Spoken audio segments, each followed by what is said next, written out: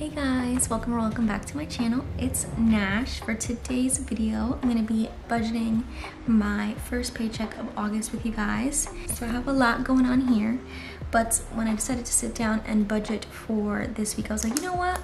Let me film it. Let me just kind of document how I'm transitioning from my previous job and changing over to weekly paychecks and all that stuff. So let's get into it. This is your first time here. Hi, my name is nashswallet. I am the owner of Nash's Wallet, and I'm honestly just trying to figure out life in my 20s, financially, lifestyle, and business. So that's something you're interested in, stick around. So this is my rough draft for the full month of August.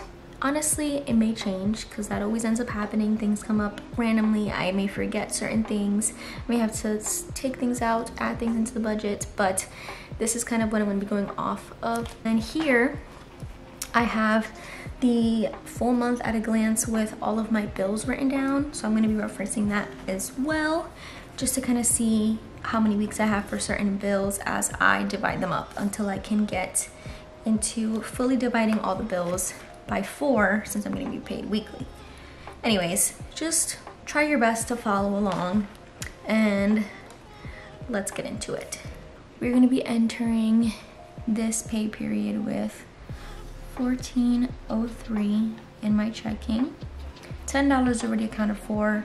$4 is basically like buffer miscellaneous money that's in there, and then the full amount, $606.58, a total of $620.61 to work with. So let's talk about how I plan to divide this up. So biggest thing off the bat is tithe and savings. These for me are #1 priority. Tithe is 10%, savings is 5%.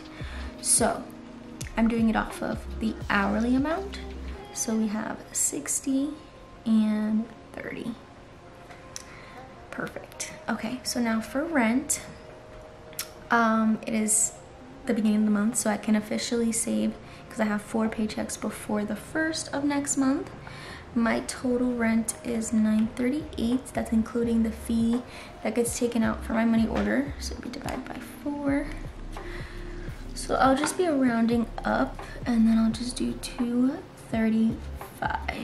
Let me bring you guys out a little bit. Credit cards, there's actually ones in here. So aside from whatever the minimum payment is on the card, I'm making it an effort, if I can remember, to save my ones. I ended up filming a little TikTok so you guys can actually see if you're interested on where these ones came from. Electric, we have 20, and my electric bill is 92, and I have 2 paychecks remaining before it's due. So 92 divided by 2, that's how many Fridays I have left.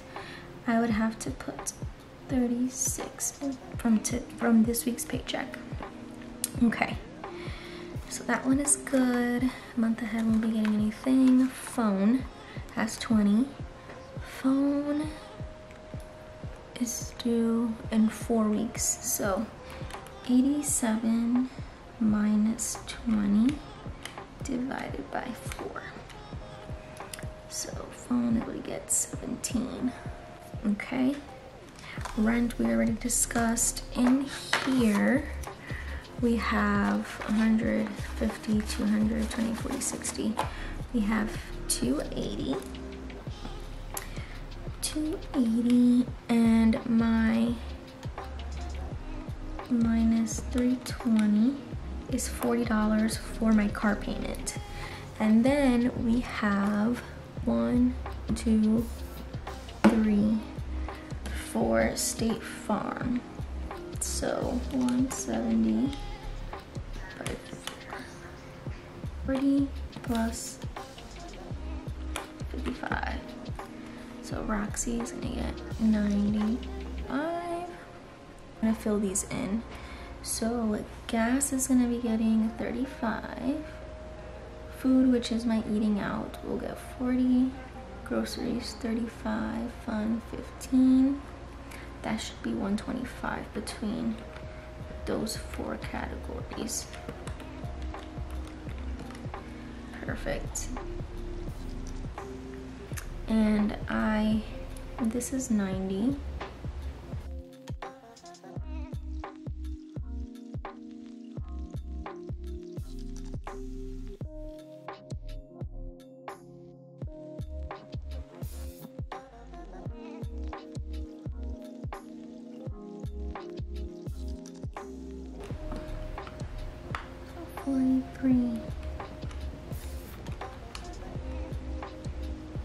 Okay, so this is actually 83.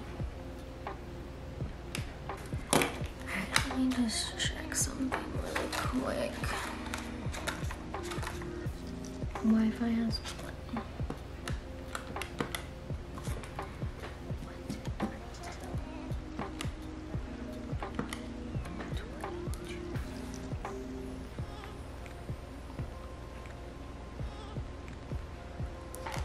I ended up making some switcheroos based on priority. So I decided to switch some things around bill-wise. So rent stayed the same. I ended up dividing my car insurance by 4, so it ended up being 43 per paycheck versus the 55 I think I originally put here. I'm skipping phone just because I have a little bit more wiggle room with this one based on the weeks. And then, like I mentioned, electric will still be getting 36 because it's due not this Friday but next Friday. And then Wi-Fi 21. So those are technically what's being allotted for bills. And then I decided that if it's possible, I'll be contributing $5 for all of my sinking funds. So they're pretty much all the same. The only one that changed is health. I actually just added this in because I now have health insurance, finally. I have medical, dental, vision, and I will be having like just a small copay for my doctor's appointments. Like if I see a primary or a specialist. So I just want to start accumulating money to the side that I'll be able to use to cover those copays. And yeah, that's pretty much the only thing that's changed. All the other ones are still around. I was watching a cash stuffing, and before this I was actually thinking of just contributing $1 every time, so I'd just be putting something. But I've tried that in the past, and I personally don't get the satisfaction when I add in ones like I want to. So I don't remember who I was watching, but they mentioned that they do 5s, especially when they're starting a new sinking fund. They just start adding 5s, and 5s add up a lot faster. For example, in my health, next week it would have 10. So I'm gonna see how that goes for this month, see if I can keep that up. But technically I would only be putting aside $120 per month for these, so I can still feel like I'm saving, but I don't have to feel like I'm putting such a stress about pulling money for other important things. So this week we are putting 30. So the total is $620. The remaining is 61 cents. That's just gonna stay in the account. And yeah, we'll go from there. So this pretty much is the reality. A lot of scribbles and a lot of math in my brain and just calculating to see what makes the most sense for me.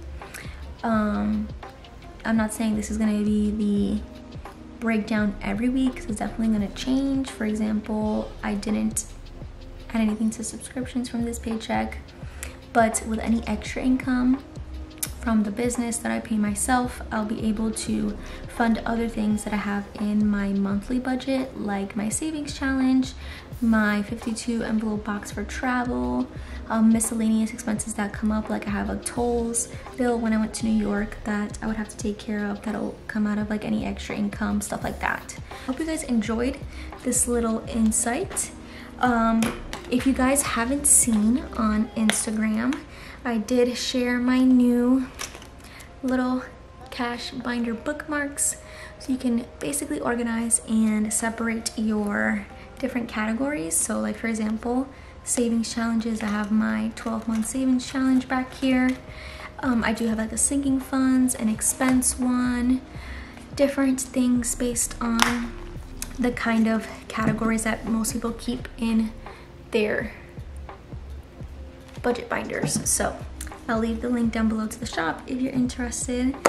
But thank you guys so much for watching. I'll see you guys in the next video. Bye for now.